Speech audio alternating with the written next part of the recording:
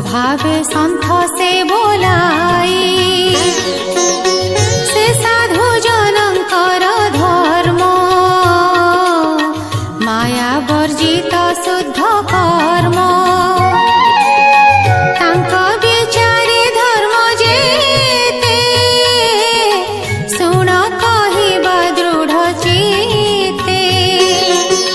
लक्ष्य लक्ष्य जेते प्राणी बोध विचारे परिमाणी से धर्म जहि अनुमानी एणे संसारे जेते ज्ञानी से वस्तु अछि जहि पूरी